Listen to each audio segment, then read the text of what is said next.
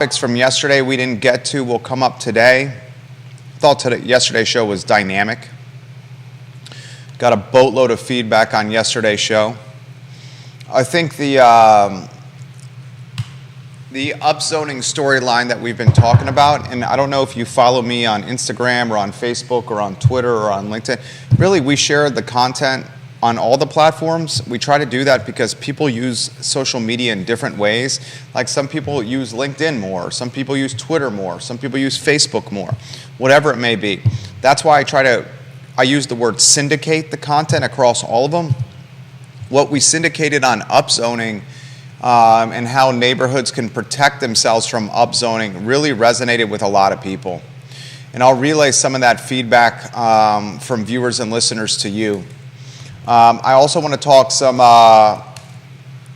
more response from the election on Tuesday and some details that perhaps we should be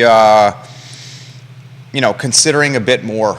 I want to take a look at some of the House of Delegates races, including HD 54.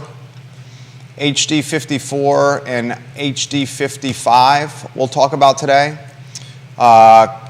Katrina Carlson wins in dominant fashion, fairly dominant fashion on HD 54. Amy Laufer wins in undoubtedly dominant fashion in HD 55. We should break that down in different ways, from like a vote count and what did what to who and how folks got wins. I want to take a look at Sally Hudson. Daily Progress had an article, did Sally Hudson make a mistake challenging Cree deeds in the state Senate?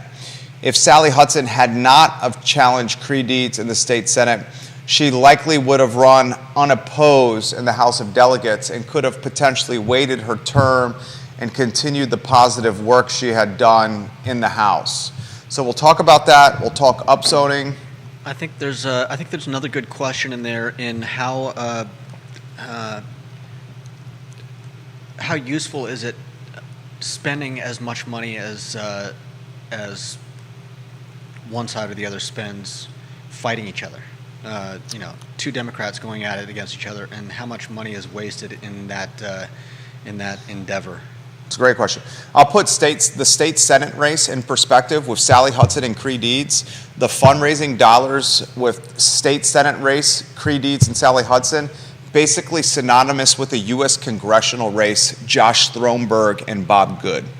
So we're literally at the point where state Senate, we're talking a Virginia election, is on the same level as a U.S. congressional election for fundraising. We'll talk about that today. I want to talk about the future of Carlson as a political candidate. I want to talk about the future of Amy Laufer as a political candidate, the future of Natalie Oshrin as a political candidate today.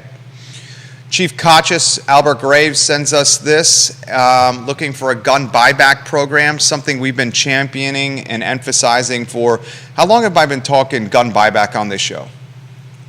Since January? Since we knew Conscious was coming in. Yeah, since we knew Conscious was coming in. Now it's finally materializing. But I think even he has stated that it's only one part of an overall. Oh yeah, it's not the solution. Yeah. It's the Robert Liberty silver bullet, silver buckshot. Yeah. All right, we can rock and roll. We can get the mics hot when you're ready there, J-Dubs. Quiet on the set.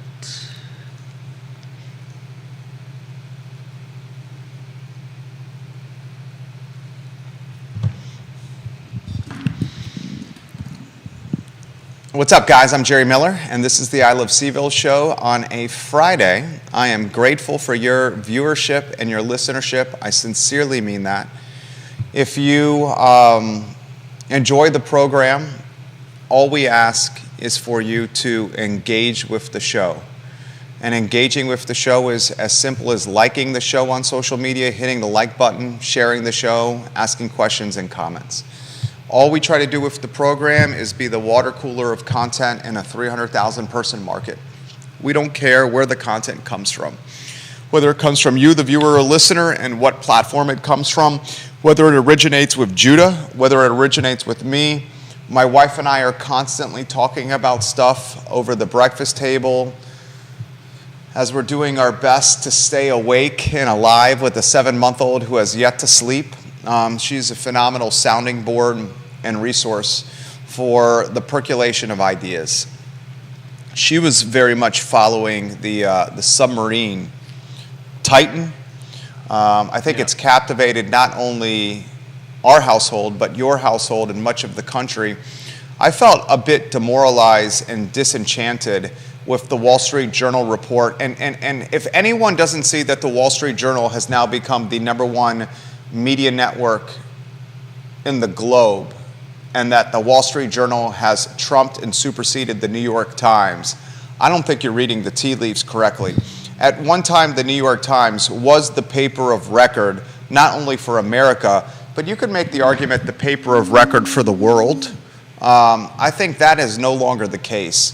The paper of record for the world in this country is the Wall Street Journal. They are true to journalistic standards and integrities that I don't think we're seeing with the Times anymore. How the New York Times has covered Joseph Biden, the president, and his son Hunter Biden is shameful. Absolutely shameful. We have entities, governmental entities, that are trying to legitimately cover up nefarious activity by the president's son. Extortion claims, tax fraud, Hunter utilizing his father's office for financial gain. I mean, and I can say that with confidence and conviction. And there's one media outlet that's truly covering this kind of nefarious activity, and it's the Wall Street Journal. It's not the Times anymore. Okay? And yesterday evening, I was taken aback as a subscriber of the Journal, a report that they issued that the United States Navy knew 90 minutes to 2 hours after the launch of Titan this past Sunday that this submarine likely exploded, imploded. I'm not sure what the right word is, Judah. Exploded, I'll utilize. I think probably imploded. Imploded, okay. 90 minutes to 2 hours after the launch, the U.S. Navy had their supersonic hearing detectors. My son likes to call it binocular hearing. My son is inventing this device called binocular hearing, where it's binoculars meet super hearing devices, and he's got all these cool gadgets now associated with binocular hearing. So I'll just use my oldest son, his term. The United States Navy has its binocular hearing, and it knew as of this past Sunday that this submarine imploded. But that information did not get out till the Journal reported it yesterday in the evening. And when that headline passed my Twitter feed,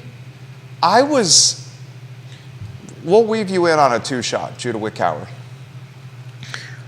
To say it was floored was an understatement. It was almost like I had seen a ghost. I was taken aback.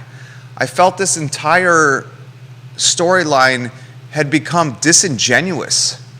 Here we are as Americans and as humans in this world, and we're riveted. We're at the edge of our seat, hoping and praying, whether you're God-fearing or not, hoping and praying that the men on this submarine could be rescued, or perhaps that there was hope that they could still be alive today. The reality is, on Sunday, 90 minutes to 2 hours after launch, the Navy knew that the people on this submarine were dead. You think? You say that tongue-in-cheek or asking genuinely? Well, from what I understand, the sound they heard, you're listening to the ocean. I mean, it's not like they have a sound travels differently underwater, and I would think that while they may have had a good idea, without the proof of what they recently found with the what was it, a ripped off door or something, or back, I don't know, but with the wreckage they found, they have concrete evidence that whatever they may have thought is true. And it may have been jumping the gun to come out with the information before they had that definitive proof and say, oh yeah, they're gone. Okay, I'll counter that point. And this is the headline from the Wall Street Journal. The U.S. Navy heard what it believed was Titan implosion days ago. Underwater microphones designed to detect enemy submarines first detected Titan tragedy. This was Sunday, 90 minutes to 2 hours after the launch of this submarine. Obviously, by now you know it was looking to explore the Titanic. And I'm gonna eventually localize this content. And how I'm gonna localize this content is in 2023, we have to keep our radar up and we have to be as vigilant as ever when interpreting the media we consume, even at the local level. And I'm gonna localize this for you in a number of ways. Okay, I promise you this is going to have a Charlottesville theme. The disingenuous nature of media and how media can genuinely position an interview as an interview of a candidate when perhaps that candidate is paying a consultant fee to come on a show. Okay, first let's talk about Titan. I'll give Judah the benefit of the doubt. Maybe the Navy did not know for absolute certain that Titan imploded. Okay? We do know the Navy has underwater microphones. My son calls it binocular hearing. And we do know that on Sunday, the Navy believed that Titan had imploded. Our country and our world was undoubtedly consumed by this mission, this rescue attempt, and whether or not the men on this ship were alive or dead, and whether or not they could be rescued or not. We were consumed by it. Yeah. At bare minimum, I would have loved is the wrong word, I would have expected the headline that the Journal reported yesterday, that the Navy's technology is indicating this submarine imploded. That would have helped us as Americans, as humans, as participants of this planet we call Earth, to at least check our expectations for a rescue attempt. If the Navy on Sunday, maybe in Monday's news cycle, says, here's what's going down, we as media consumers would have had our hope in a much different position. You give me that? Yeah, I don't know that it's the... I'll take it a step further.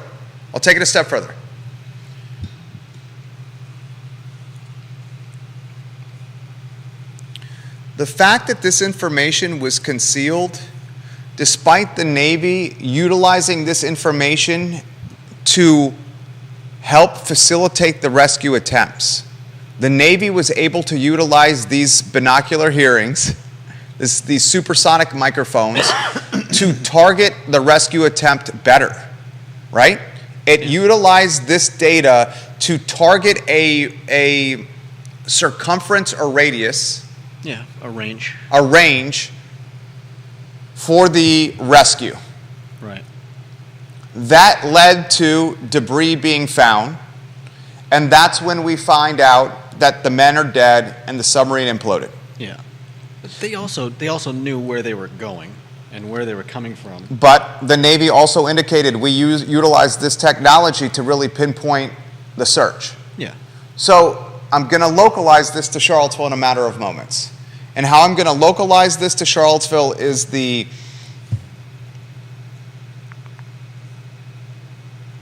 need for us as media consumers to constantly be vigilant on what we read, hear, and watch. Vigilant. And constantly ask questions about, why is this person on air? Why are we talking about this? I'll localize it. You know, I'm not one for conspiracies, at all.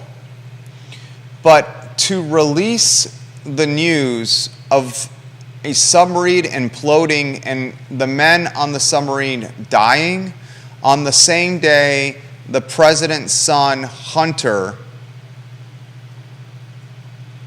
otherwise dominating the news cycle for his many concerning and nefarious activities,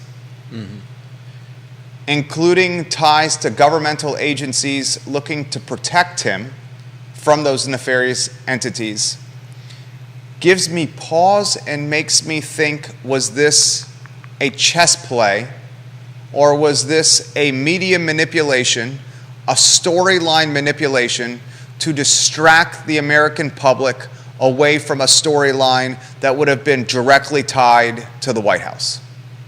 Now, that's conjecture. That is undoubtedly conjecture. But I'm one where there's smoke, there's fire. And if this submarine story, the death of these men on this submarine looking to explore the Titanic, if that story had not have Blown up when it did? pun intended or no pun? I didn't That's a mean sad pun. I didn't mean it as gallows humor. Okay. My apology. Yeah. If it hadn't have come out yesterday, the Hunter Biden news would have dominated the news cycle. Instead, the Hunter Biden story was a clear-cut second. It was a clear-cut second. We've got some comments. Sarah Hill Baczynski said there's no reason, I think she agrees with you, there's no reason they couldn't have released the info that the Navy heard something that may have been the implosion. And we also have some comments from Juan Sarmiento, who says, would you rather they report that not being definite and then turns out they were alive? As Judah stated, the debris was found that confirmed it. And he also says, I don't believe it was a definite, Jerry. A possibility, but only a possibility. Only a possibility. But do we not have the right to know? Maybe right is the wrong word. Would we not like to know? Like to know that on Sunday, the U.S. Navy had data, multiple data points, to the point it was reporting to the White House that we believe this submarine imploded. Okay? On Sunday, the United States Navy reported to the United States White House and to Joe Biden's cabinet and Joe Biden's team that we believe this submarine imploded. And we didn't find out until Thursday. And to SHB's point, Sarah Hill Baczynski, all we needed was, hey, The possibility. this possibly could have happened. But And if we were told this possibly could have happened, this is what this would have done to us, okay? This is what this would have done. We would not have been nearly consumed with this storyline from, oh my gosh, let's hope to God these men are rescued. And I'll tell you what, you want to hear a really tough conversation I had? I was driving. But let me put it. Let me coin it in a different way. What if that announcement? What if that announcement? And I'm not. There's. I've seen a lot about whether or not the search was misplaced. I've seen a lot recently about how much we care about the lives of 5 rich people over the lives of 300 refugees fleeing on a boat and drowning. And write that storyline down there about the rich people, the 5 rich people, versus the refugee storyline. So we should unpack that. But go ahead. I didn't mean to interrupt you. I just want to make sure we cover that storyline. But the other side, I think, of announcing something like, we think they're dead, is, you know, whether or not we're right to send people after them and not sending people to help the 300 refugees who drowned. If you announce that we think the people are dead, what happens to the search? If there was a chance that they were still alive, and there was a Twitter account that was doing a countdown of how much air they had left. There was. And does that then become, oh, well, we've got plenty of time, we're just looking for wreckage? And then what if they were alive? I think it... Sarah Hill Baczynski says this. It doesn't just temper, but it changes expectations. There you go. It doesn't change the effort of the rescue, though. It changes the If expectations if the of... expectation of the rescuers is that they're not rescuing anyone and they're just looking for debris, then yes, it No, definitely it does not. I think you're marginalizing the professionalism of the rescue team by saying the rescue team would not put the same effort in if it was announced and released that the implosion happened on Sunday. But That is marginalizing the effort of professionals. But the rescue team wasn't just. The rescue team were more than just one group of people, if I'm not mistaken. The call went out far and wide for people to give money and help in this rescue search. It wasn't just like, Sarah Hill Buchensky, I completely agree with you. There's no reason they could not have released the info that the Navy heard something that may have imploded. I have that all over the feed. Kathy Carpenter, it's because no one trusts the national media anymore. And I tend to agree with that. There's no reason they couldn't have released that information. Exactly. But, all they had to say was but that. Be aware that it would have changed expectations, and that call going out for rescuers might have... Judah, it would have only changed expectations with us who consume media. It would not have changed expectations with rescue teams. You cannot say that with conviction. You cannot say a rescue team is not going to try as hard if the U.S. Navy indicates this imploded. That's you throwing shade on people that risk their lives to rescue people. But we're not just talking about the Coast Guard that went out there and did their job. I believe we're talking about groups of people that banded together to go help search for these people. Nora Gaffney, welcome to the show. Cheryl Wilcombe, welcome to the show. 5 states. How many of them would not have shown up? On the broadcast. Who found out that the submarine imploded? Who found the debris? I don't have the details. Take a look. Google it. I still haven't written down the other thing about the... Check it out. Who found the debris? Viewers and listeners, who found the debris of the submarine? Take a look.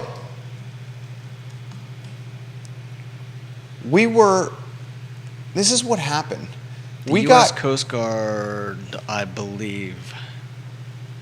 We got seduced and romanticized and bamboozled by a potential rescue story because, for the most part, as media consumers, we are romantics at heart. And when we watch a movie from Hollywood, we want the happy ending. The Rudy Rudiger getting the sack at Notre Dame, the walk-on football player, the last play of his career, he gets a sack in South Bend. We all have that dream. We all have that level of romance in our souls. That's why we fall in love. That's why we pursue love. That's why we pursue cohabitation, marriage, partnership, because we're romanticized by the dream of there's one special person that you're destined to marry, and this one special person, you and her, or he and he, or she and she, you guys are going to have a happy ever after, forever life filled with white picket fences and children's and Labrador retrievers and playgrounds in your backyard and proms and graduation ceremonies. We all want it. We have that same mindset with this rescue attempt. If we had known on Sunday or Monday that this likely imploded thanks to the U.S. Navy supersonic Kieran technology, that level of romantic pursuit would have been eroded. The U.S. Coast Guard still would have gone balls to the wall on its rescue attempt.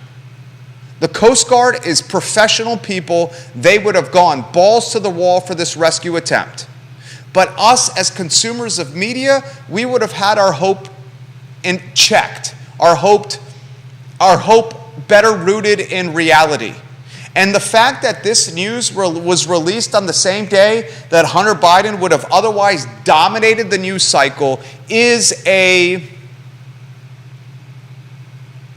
point of concern. It's a point of concern.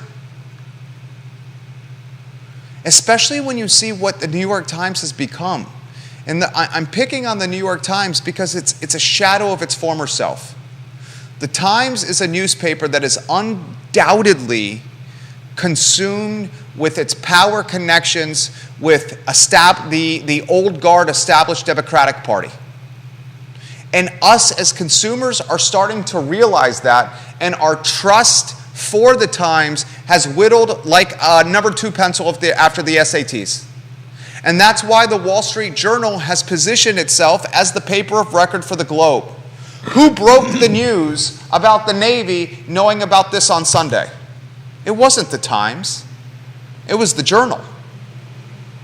Who's holding Hunter Biden and Joe Biden accountable? It's not the Times. It's the Journal. I'm going to localize this here in a matter of moments. And I'm going to localize this by even including myself in the mix.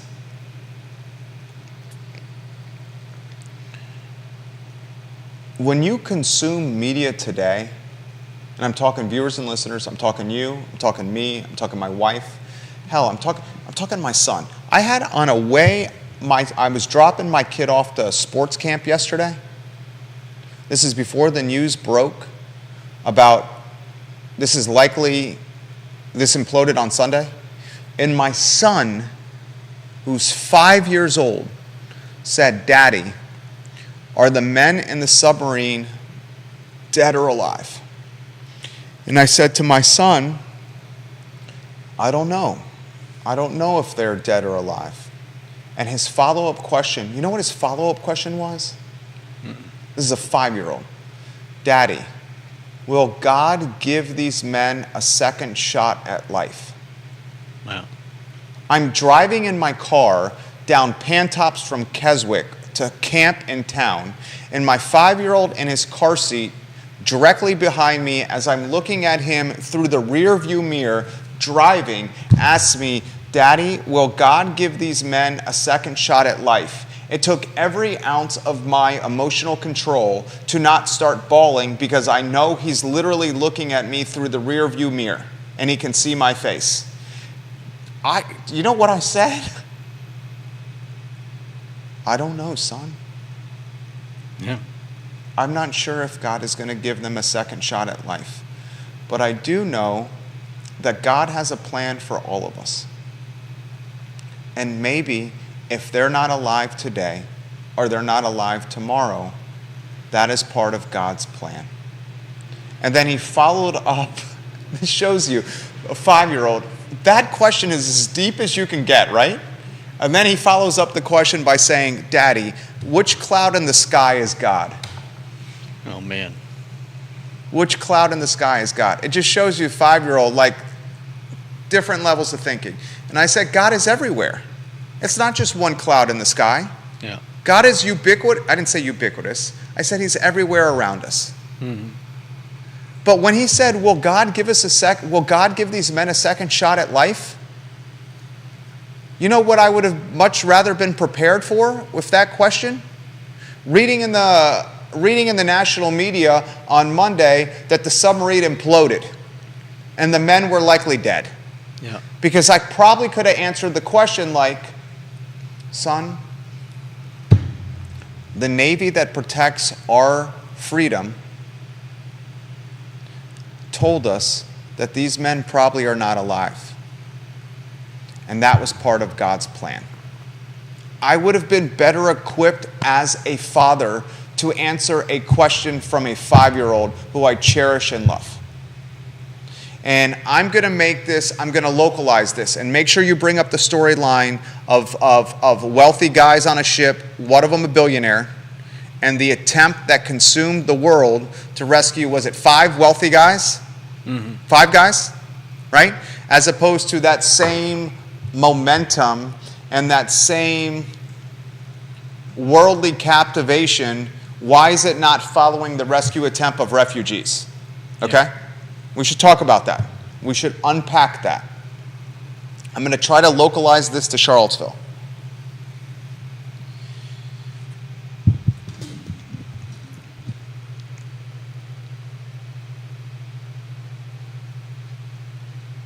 I've been working in media since 2002. I worked as a stringer, which is like a part-time writer for the Daily Progress, my rising third year at UVA. And check out the framing if you could. I've gotten a little more relaxed than where I'm sitting here. Evidently, I've gotten a little more relaxed in my attire as well on a fun Friday. My wife gave me a little ribbing for this attire. Fortunately, the boss is a very likable guy who's very relaxed in the clothing we're allowed to wear here around I Love CVille. I've been working in media since 2002. Daily Progress, and then Clear Channel, what is now Monticello Media. It used to be Clear Channel Communications. So I'm a rising third year, and I'm writing newspaper stories for Jerry Hootie Ratcliffe in the sports department. I'm getting paid $30 per article, plus getting reimbursed mileage. And I'm doing a 1-hour talk show on Saturday mornings from 10 a.m. to 11 a.m. on 1400 WKAV, which was owned by Clear Channel Communications before Monticello Media took it over. Eventually, that talk show, not even 21-year-old on Sports Radio 1400 took a 1-hour talk show and turned it into a syndicated talk show that was 5 days a week in 3 states, Virginia, North Carolina, West Virginia, across 12 ESPN affiliates, and that was called The Jerry Miller Show. Also parlayed that into 2 TV shows at NBC 29, Saturdays from 12 p.m. to 12:30, and Sundays from 12 p.m. to 12:30.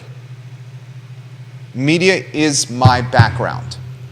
21 years of doing this. And now this, what we're doing here is media. In today's age, probably more so than ever, the ability for you to trust media should be a point of concern for all media consumers. All media consumers should question the media they consume. What is the agenda? What is the motive? What is the goal? And the first goal of any media creation, the first goal of any network that creates media, is to captivate eyeballs and attention.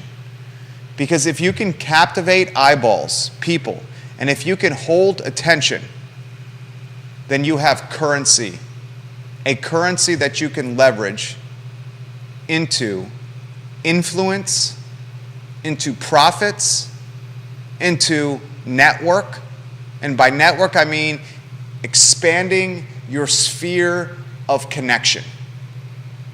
So the first job of any media creator is to captivate attention and hold it, because that's currency if you can do it. And once you can captivate attention and hold it, then you can take that attention and you can mold it as you see fit. Maybe you mold it by sending that viewership, listenership, and readership to your advertisers and their call to action messages. Maybe you take that viewership, that listenership, that readership, and you monetize it with a paywall subscription.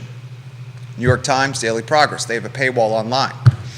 Maybe you take that media attention from viewership, listenership, and readership and utilize it for political campaign purposes. Getting into office, getting yourself elected into office. Maybe you take that viewership, that listenership, that readership, and you utilize it to fill office spaces in the Macklin building on Market Street. Maybe you take that viewership, that listenership, that readership, and you utilize it to meet payroll for Judah B. Wickower and yours truly, Jerry Miller. Maybe you take that viewership, that readership, that listenership, and you utilize it as a leverage tool with power players in the community. Always ask yourself, what is the MO of the media creation? I'm going to localize this even more.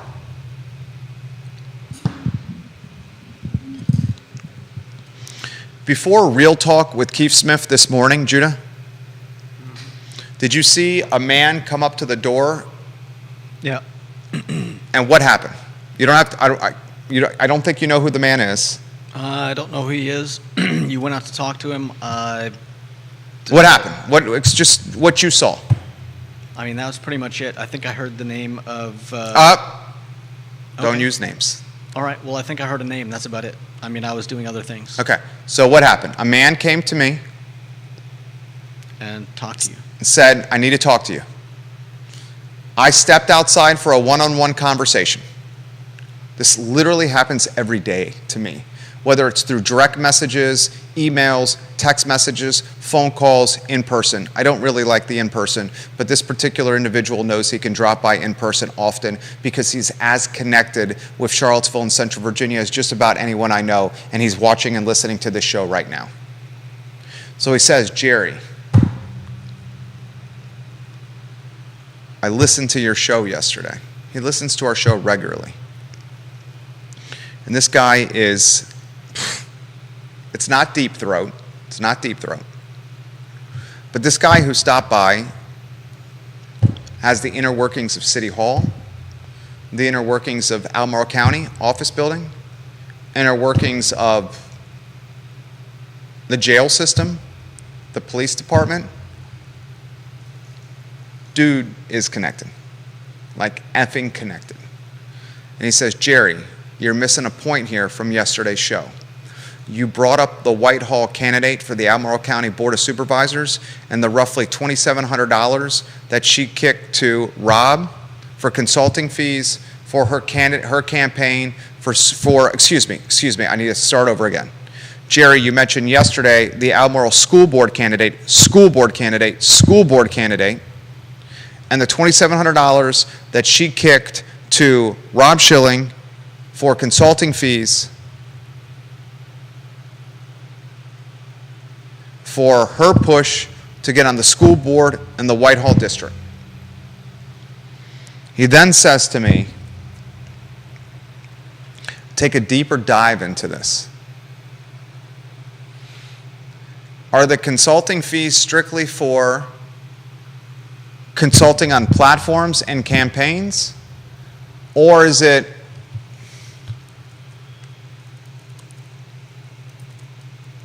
actually getting a communication here from an extremely heavy hitter? Holy crap. Wait a second. Damn. Whoa.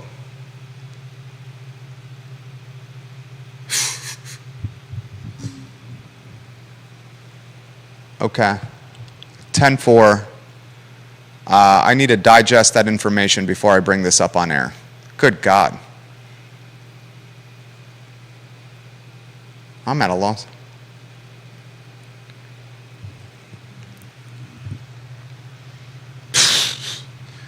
All right.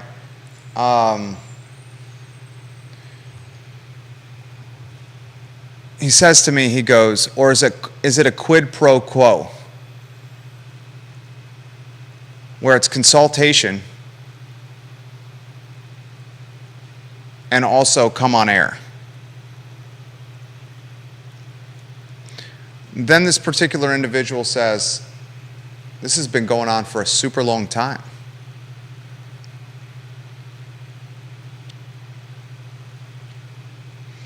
Or perhaps conservative candidates have been consulting fees for airtime. And look, I understand that you scratch my back, I scratch your back. That's part of business. But when it starts including campaign finance, fundraising dollars for campaigns, that gets into a different level of sketchiness. Mm-hmm. Because that's average Joe and average Sally donating their hard-earned money to candidate campaigns for the purpose of up and up, above board strategies to win office. Yeah. Like, I'll tie this to Amy Laufer, and we may need to start rotating some lower thirds. How many people that donated to the Amy Laufer campaign would have not donated to the Amy Laufer campaign if they had known Amy Laufer was going to use mudslinging through direct mail about Kellen Squire.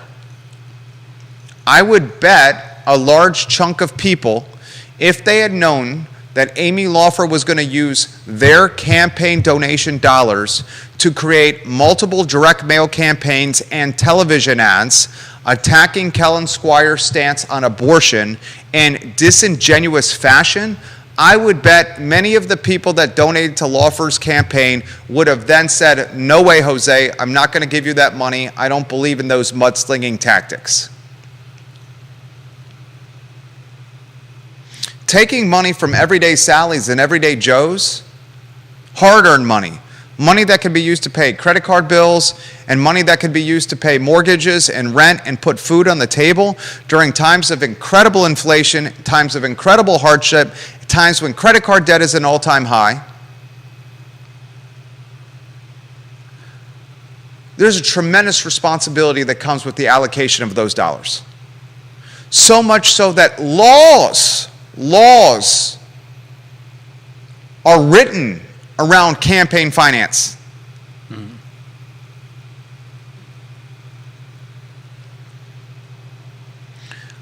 Always, when you consume your media, ask what's the mission of the media that's being produced. What's the MO? Because there's always one. And the first mission, grab the attention and keep it because that's a currency. The second mission is, once you have the attention and you can keep it, how is that attention that's being kept being utilized? Is it being utilized through a paywall? Is it being utilized to send viewers, listeners, and readers to an advertiser's call to action message? Is it being utilized to further the sphere of influence for the media producer? Oftentimes, it's all of the above.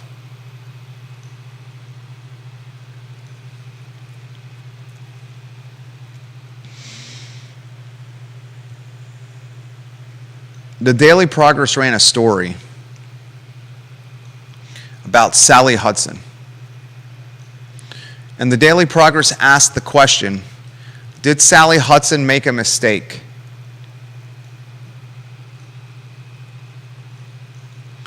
Did Sally Hudson make a mistake challenging one of the most institutional politicians in the Commonwealth, a blue dog Democrat that has had decades of service? That was the premise of the Daily Progress article. The article quoted David Toscano, quoted a politics professor from in-state university. And asked the question, did Sally err in not just staying in the House and waiting her turn in the state Senate because now Sally has a blemish on her record?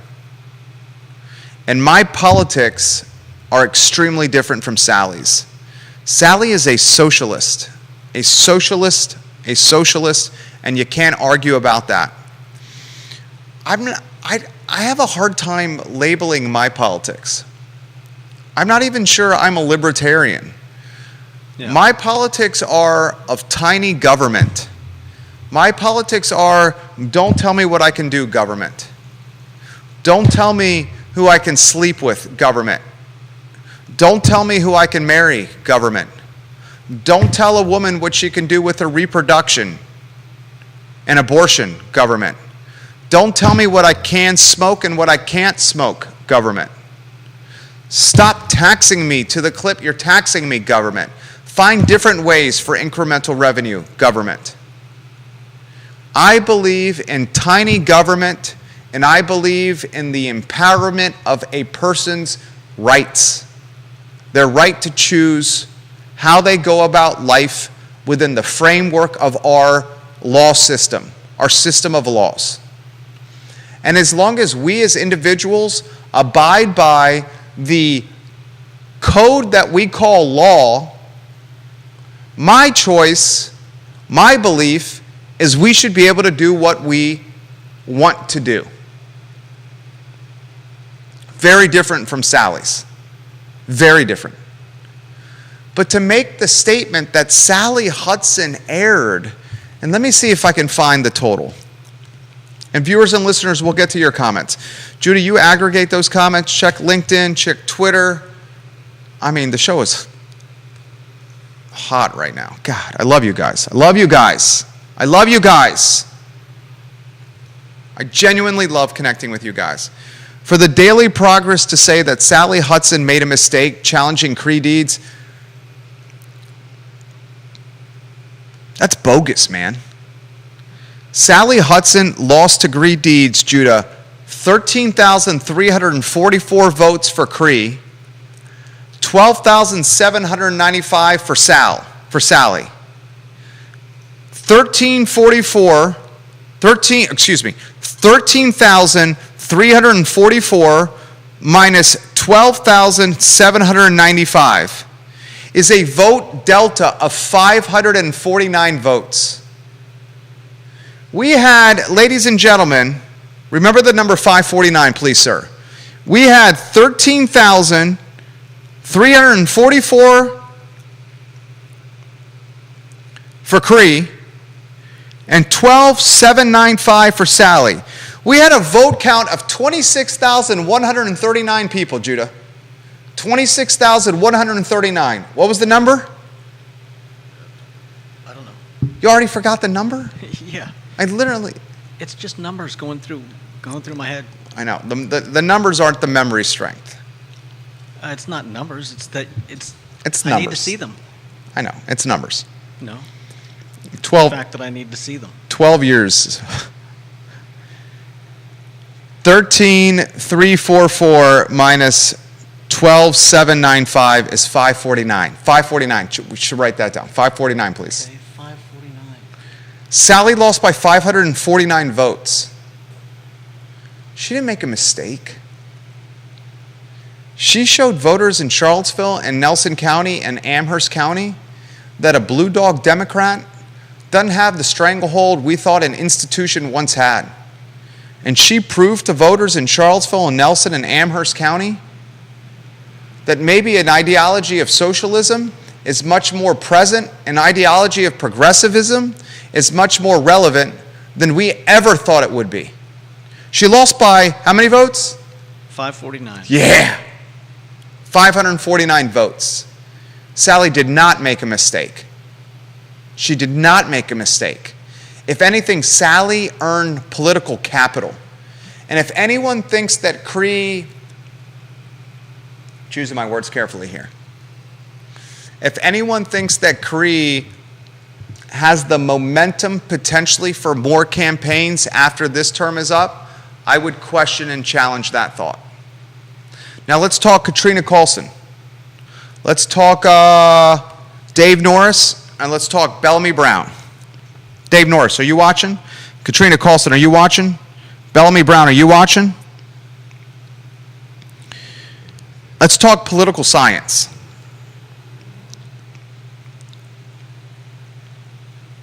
On paper, Katrina Carlson wins big. 5,695 votes for Katrina. Second place, Dave Norris, 4,188. That's a hell of a delta.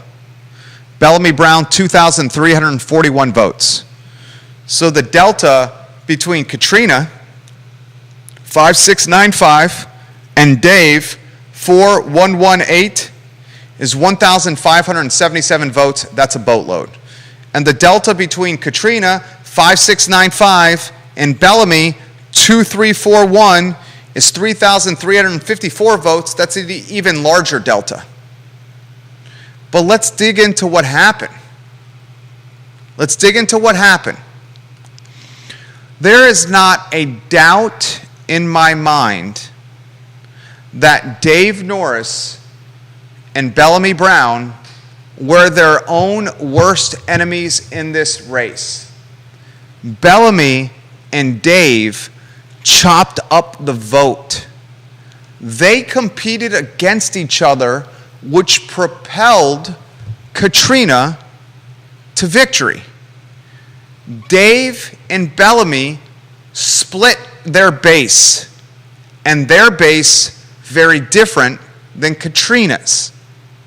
If Dave and Bellamy had forged a political allegiance or alliance and said, one of us needs to step out of this race, or Katrina's definitely going to win, I'd be willing to wager that this vote count would be very, very, very, very, very different. Very different. Let's just count votes.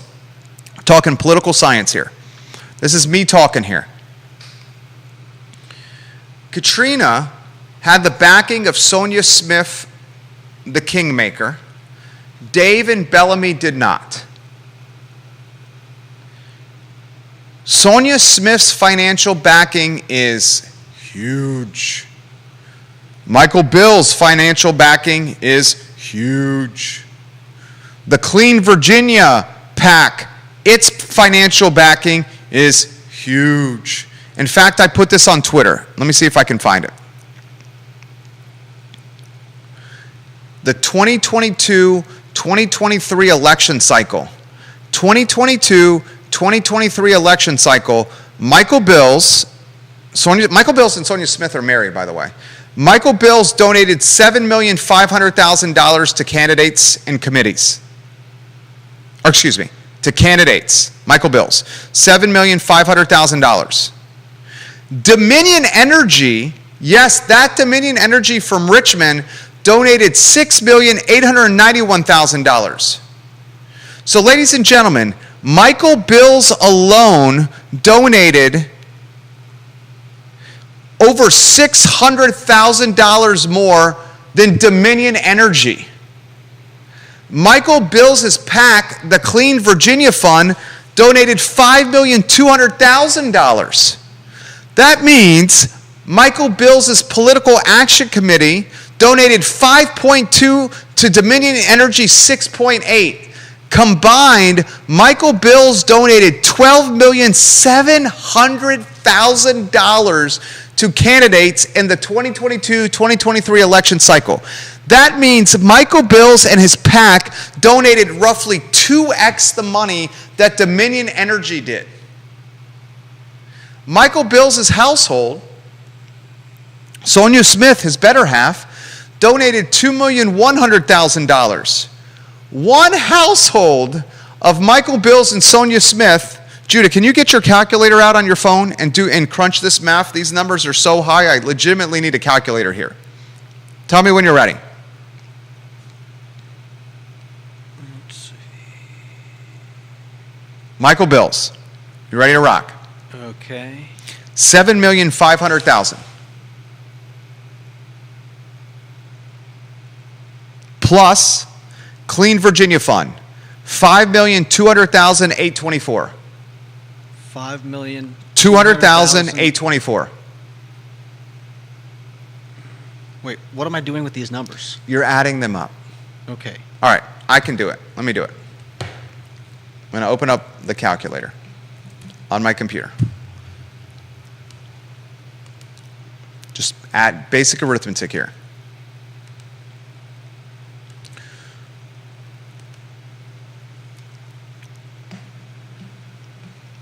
$7,500,000 plus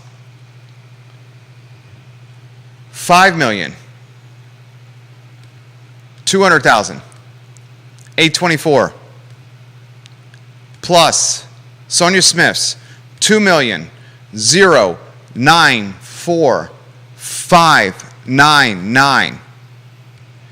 Michael Bills and Sonia Smith and the Clean Virginia Fund donated $14,795,423. For the sake of conversation, let's call that $15 million. Two people, $15 million, 2022-2023 election. Dominion Energy, for the sake of conversation, will round up to $7 million. Their exact number was $6,891,655. Michael Bills and Sonia Smith more than 2x'd a publicly traded company, Dominion Energy. We talk about campaign finance reform in Virginia as it applies to Dominion Energy, yet we don't talk campaign finance reform as it applies to Michael Bills and Sonia Smith and basically $15 million of donation in one election cycle. Now, I put this on Twitter. Elliot Harding made a very good point. Elliot, are you watching? He's an Esquire. He follows politics as closely as I do. Elliot Harding said one of them is subsidized and empowered by the state of Virginia, and he's talking Dominion, and that is a very good point. That is a very good point, Esquire Harding. It's a fair point. Two people are more than 2xing what a publicly traded company is doing with influencing politics. And that publicly traded company, Dominion, is lambasted, not lambasted, lambasted and scarlet lettered by Virginia media, by Commonwealth media, by regional media, by national media. Dominion Energy is the devil when it comes to the national media, the Commonwealth media, and us as people questioning how it is influencing politics. Yet that same media, local media, that same media, regional media, that same media, national media, the same consumers of that media, yours truly, Judah, and viewers and listeners, we do not lambaste, we do not scarlet letter Michael Bills and Sonia Smith, despite having over 2x the influence financial in this election cycle. Explain to me why that is. Why is that? Why does the local media, why does the regional media, why does the Daily Progress, NBC 29, CBS 19, Seville Weekly, the Richmond Times-Dispatch, the Roanoke Times, what's the Bristol? Is it the Bristol Courier? Is it the Bristol Herald? The Bristol Herald Courier? You name it. Why do they not hold Bills and Smith at the same accountability clip as Dominion, despite Bills and Smith 2xing plus what Dominion does? Explain that to me. What's the media's MO? What's the media's mission? The media knows Dominion's an easy attack. Why is it easy to attack Dominion? Because it's an effing monopoly. And the media realizes that Dominion is hated by all its readers and its viewers and listeners.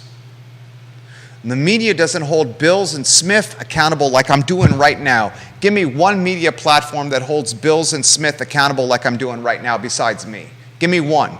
Give me one. I can't think of a single one. Can you? Why? Because Bills and Smith are billionaires who have influence and leverage over other billionaires, over other 100 millionaires, over other 10 millionaires, over other individual millionaires, over other upper middle class people, and their respective businesses and brands that advertise in their media platforms. You can go after Dominion. It's a monopoly. It's an easy target. But don't go after Michael Bills and Sonia Smith because their network of influence is far-reaching and will undoubtedly impact the media network's bottom line.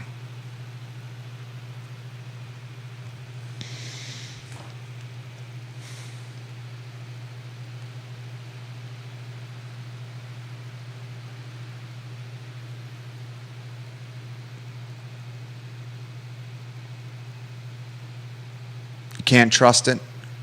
You shouldn't trust it. You should consume it, but you should ask questions. Connie Sylvester asked a question. Connie Sylvester put on one of our 15 Facebook pages this show airs on. Jerry, what is your MO with Rob Schilling, and why are you going after him? You got a mission. That's what she asked. And I said, Connie, I responded to her comment. Thank you for watching the show. I got no beef with Rob. No beef with Rob personally, but I got beef with his tactics. And as a father of a kid that could have been in Johnson Elementary School as a kindergartner, I saw the video through the lens of being a daddy. And as someone who's a daddy,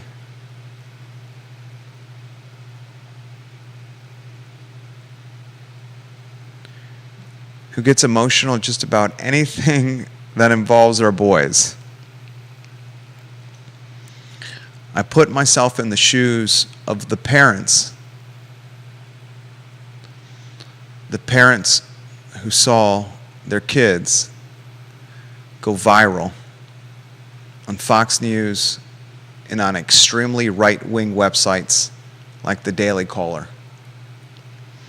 And as I put myself in the shoes of these parents, I got emotional. Just like as I'm driving from Keswick down Pantops to sports camp and my son asked me the question, "Daddy, will God give these men a second chance at life?" I'm grabbing the steering wheel at like 10 and 2, seeing my kid look at me through the rearview mirror and knowing that I gotta be strong.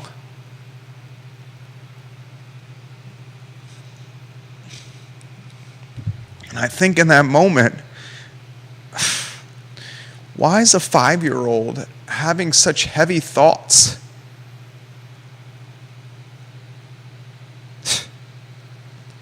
Why is my 5-year-old kid asking me, is God going to give these men a second shot at life?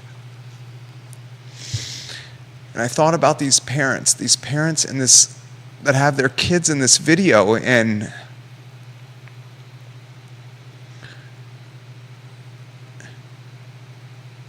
I'm sure they were asking questions like, is our kid safe? Is he okay? Is she okay?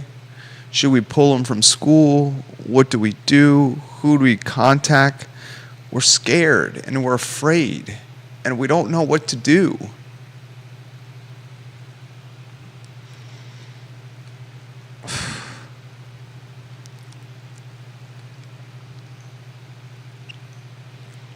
And that made me sad.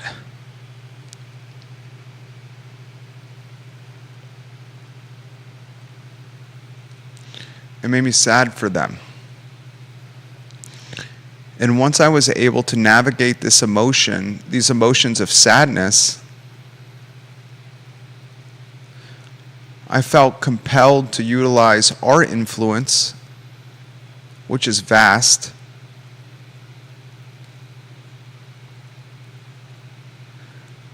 to stand up for the parents who may not have the platform and influence that we do. So it's not a mission.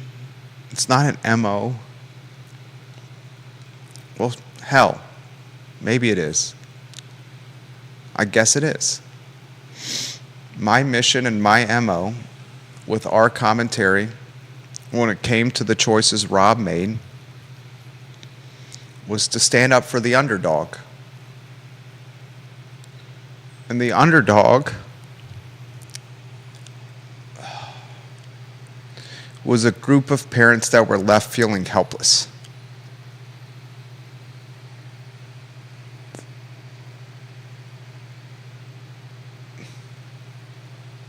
And if you're a mom or dad, there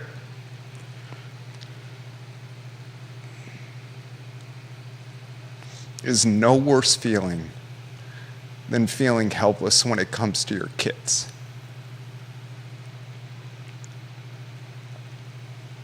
No worse feeling. Because your goal and your role is to protect them. And when that protection gets taken out of your hands, you feel helpless. And you feel scared. And that's what Rob did to a group of people. And that's why I talk about it today. So yes, Connie, and I mean this, ma'am, in the most respectful way possible. You're a friend of Judah's. You watch this show. I'm by no means throwing shade at you. I'm so very grateful for you to watch this program. Thank you for watching this show. But my MO and my mission was to stand up for the underdog.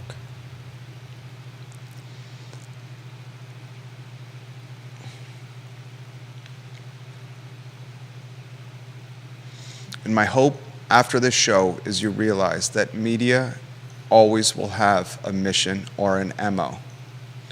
And some of those MOs will be genuine and backed by journalistic standards and integrity. And some of those MOs will not be.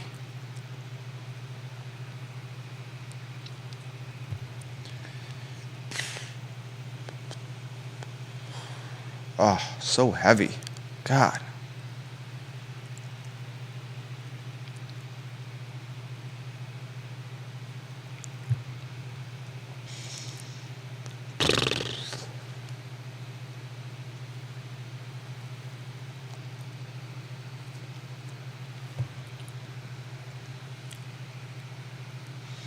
When it comes to the Katrina Coulson and Dave Norris and Bellamy Brown race, I think the race was a lot closer than you may have thought. Katrina had 5,695 votes. If either Dave or Bellamy ran and only one of them ran, I think you could combine a lot of their vote total. And if you combine Dave's vote total with Bellamy's vote total, you have 6,000, call it 6,500 votes. And yes, not every 6,500 vote would have gone to one man, Dave or Bellamy. But Dave and Bellamy's base, the city of Charlottesville, was the polar opposite of Katrina's base. When Dave and Bellamy chose to run in this race together, they basically propelled Katrina Coulson to victory. And Katrina, I'm not throwing shade or marginalizing you. You won the categories that matter. You out-fundraised Dave and Bellamy, and you beat them in the booth. And now you're 2-0. You've won a school board seat, and now you're in the House of Delegates in Richmond. And your future is so effing bright, Katrina. Yale undergraduate degree, UVA law school degree, school board candidate navigating a school system through the pandemic, collective bargaining, navigating through that. You want a spot on your first try in Richmond with the House of Delegates. Katrina Coulson is going to challenge maybe Bob Good in Congress. That's the next stepping stone for Coulson, a congressional race. And you take someone that is got a school board chairwoman on her resume, navigating a school system through the pandemic. You got someone with a law degree from UVA who works for the city of Charlottesville, an undergraduate degree from Yale, someone who's mixed race. Let's cut to the chase. Mixed race is an edge. And that's as Frank gets, but that's an edge. And if you don't think that's an edge, you're not in touch with 2023's reality. Katrina Coulson shows great on camera, great in photos. She shows well. She's got a lot of stuff going for her. She's damn good at fundraising. And she's got Sonia Smith in her hip pocket. Congressional race. Mark it down. Challenge Bob Good. And I would bet you there's a lot of voters that would connect much more with Coulson than they do Good.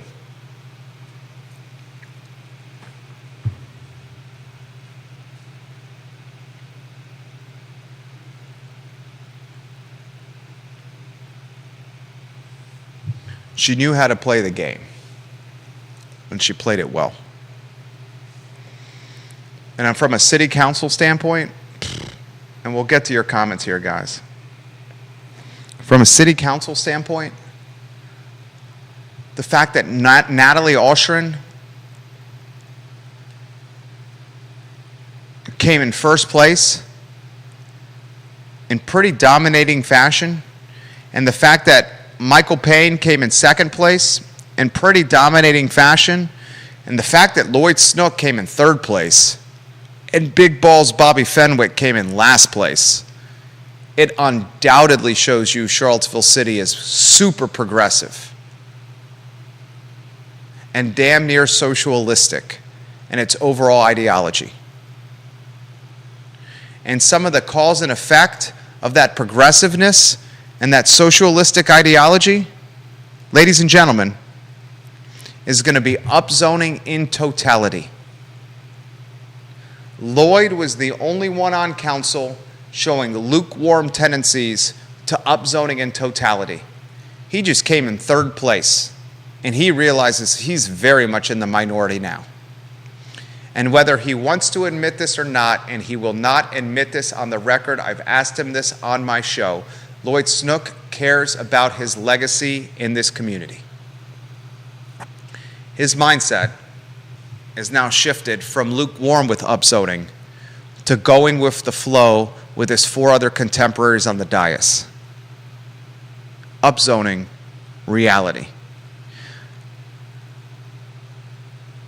I've said it once, I'll say it again. The HOA neighborhoods in the city, in the urban ring, and in Albemarle County are going to pop in value because of upzoning. And I'll say it once and I'll say it again. City of Charlottesville residents, if you're concerned about upzoning and your neighbors are as well, my advice to you is to quickly organize, very quickly organize, and form an HOA that will supersede upzoning policy. Because if you don't have that, you got density, literally, that can happen next door.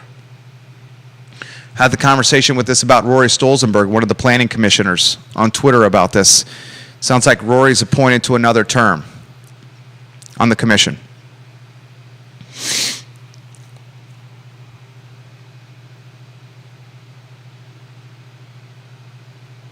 You got a commission that is as strongly in favor for upzoning and massive density as any commission I've ever seen. To the point where they're talking about a 9-story apartment building at the site of the Truist Bank on Ivy Road next to Foods of All Nations and Moe's Barbecue. If you want to respond to all the comments on the comment section, that would be appreciated. And then we'll get, in about 5 or 10 minutes, you reading the comments on the pages we've targeted. The viewers and listeners, they should get a response to the effort they've put in, and I want to read every single one.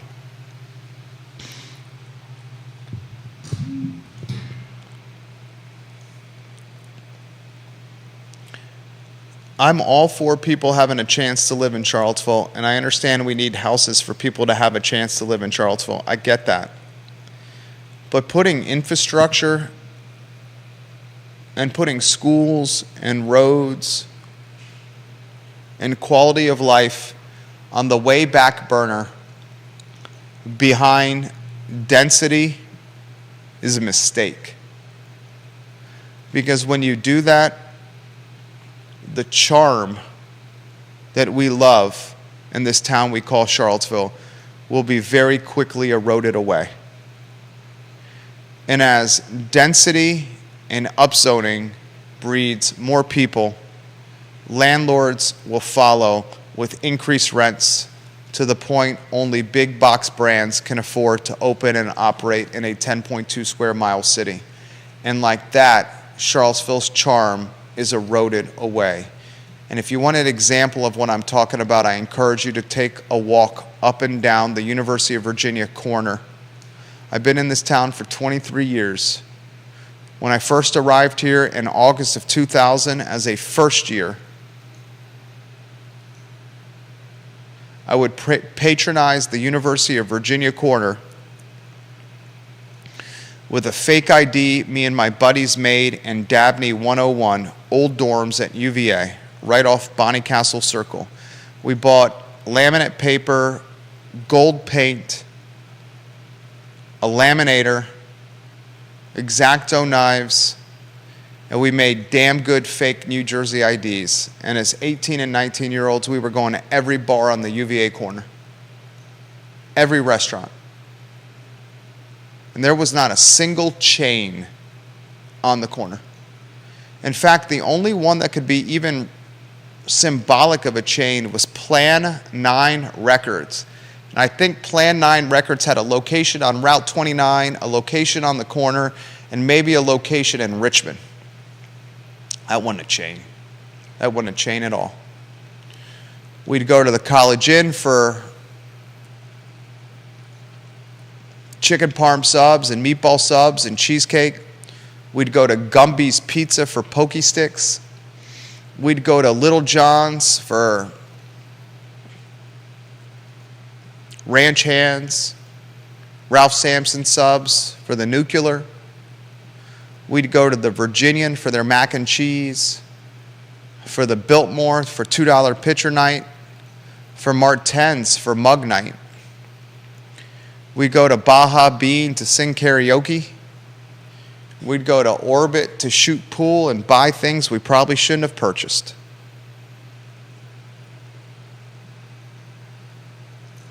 We'd go to Coupe de Villes to hear Benny Dodd sing on Tuesday night as beautiful girls were singing along in cowboy boots and super short skirts. We'd go to Buddhist Biker Bar for $5 steak and potatoes on Monday evening. Take It Away Sandwich Shop for bread ends and house sauce.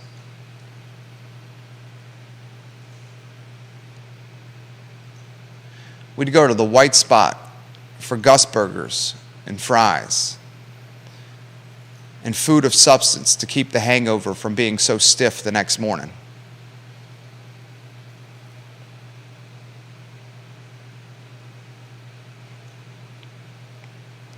You go to the corner now and you see Chipotle and Raising Cane's.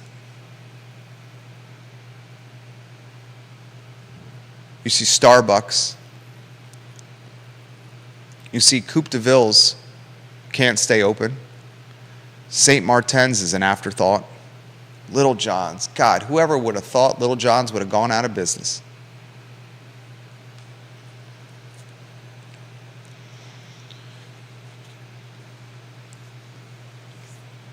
Whoever thought Michael's Bistro would go out of business?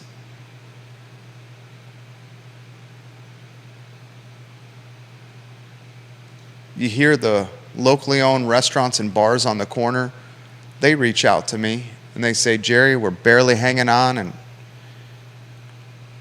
we're not sure how much longer we're going to stay open and whether it's worth it anymore.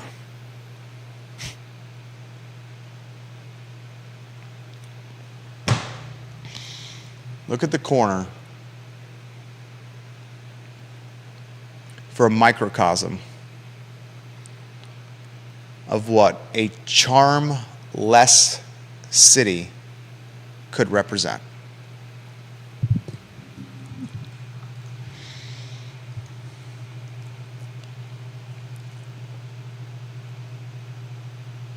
Why don't we pull that lower third down, if we could, please?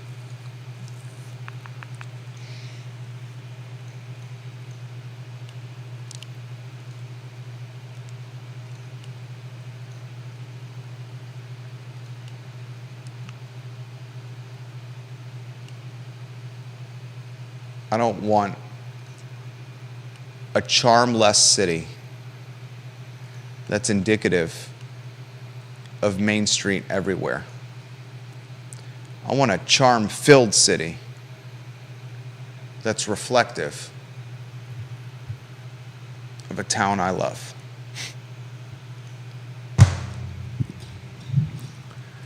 We'll get to some comments. Let's get to LinkedIn. John Blair says, Jerry Miller, I agree with you about the Wall Street Journal. My wife is very liberal. However, she thinks the Wall Street Journal is the best source of news in America. Obviously, she does not agree with their editorial pages. Without getting into bias, I think the Wall Street Journal's choice of stories and what to cover is more reflective of America than the New York Times. Wall Street Journal's stories include business, economics, consumer affairs, in addition to culture, politics, human interest, while the New York Times' choice of stories is almost solely on politics and culture nowadays. I hope you and Judah Wickower have a great weekend. Thank you for watching, JB. We very much appreciate you.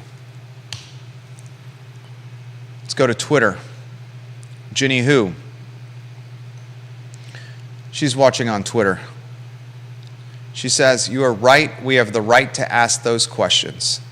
And the government media have done nothing to keep our trust. So why should we not wonder?"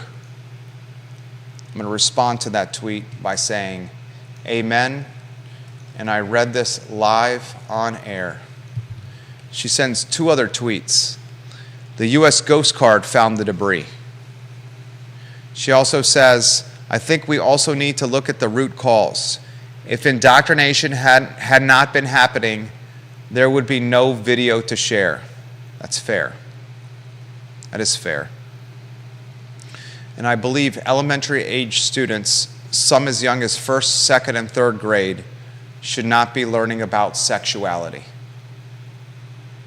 And I know a lot of people may agree or disagree with me, but that's my take as someone who is the father of an elementary age student. Deep Throat via DMs. He said the Navy knew immediately.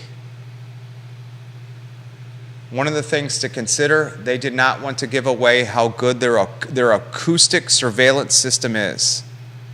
Deep Throat also says, "Man, someday I should share with you my experience in the gas industry in Ukraine, including problems with," I don't know anything about global politics. Slovetsky. So obvious this is influence peddling.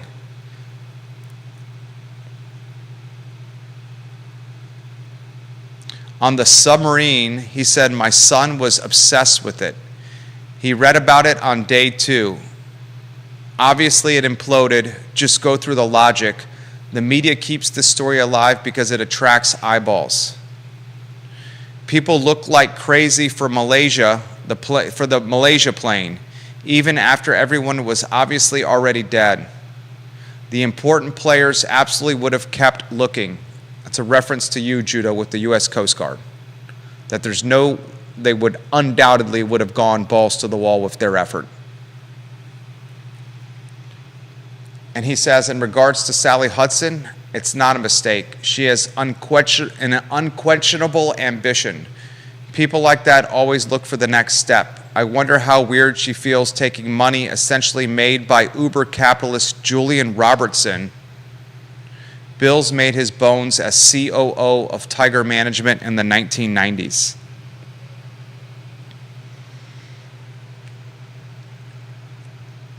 Any comments that you would like to highlight on today's program, Judah? Oh, man, let's see.